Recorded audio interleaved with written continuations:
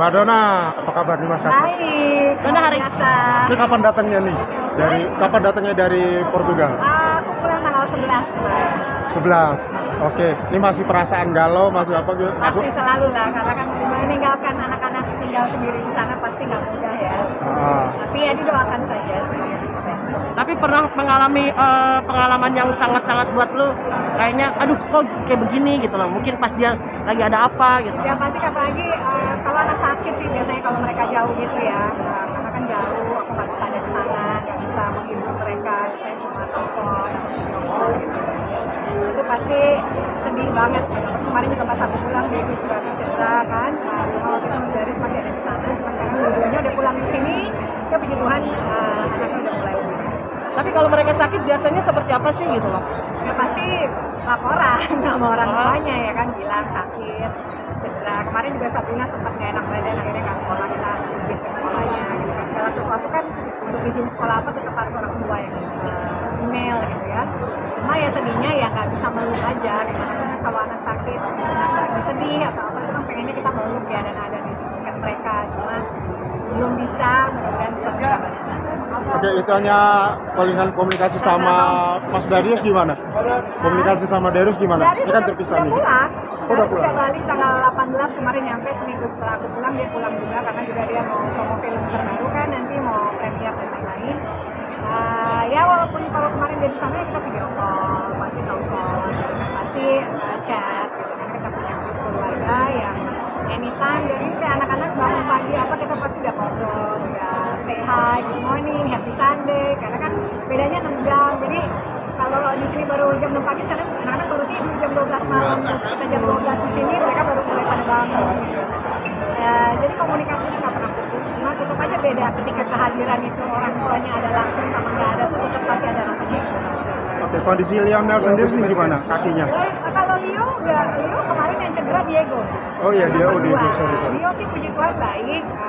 Dia juga lagi nunggu lisensi untuk bisa ikut kompetisi, karena kompetisinya udah mulai, baru mulai minggu ini.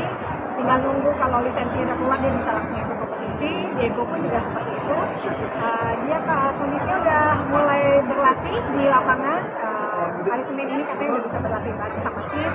Tinggal nunggu lisensinya keluar untuk bisa ikut bermain di kompetisi. Tapi memiliki anak yang banyak tinggal di luar tuh seperti apa sih buat kamu? Gitu?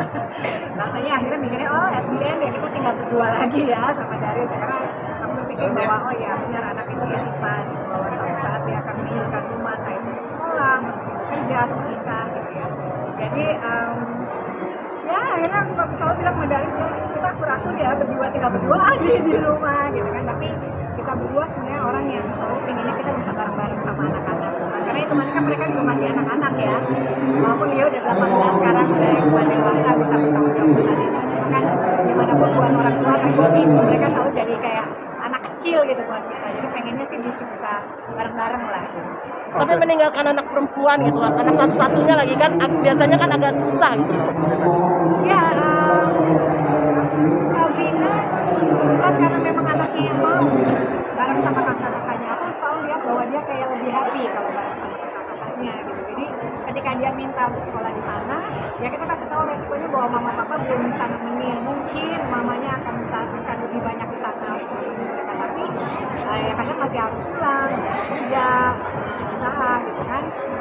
Untungnya anaknya cukup bisa mengerti, walaupun pasti nggak mudah buat mereka karena urusan rumah mereka harus ngurusin sendiri, mulai dari bangun pagi, bikin sarapan, bikin bekal makan siang, makan malam, terus bersih-bersih, cuci baju, nyetrika, semua mereka harus bisa ngelakuin. Tapi aku pikir ini jadi pengalaman berharga yang mudah-mudahan akan membawa dampak baik buat masa depan mereka. Oke, kapan mau balik lagi?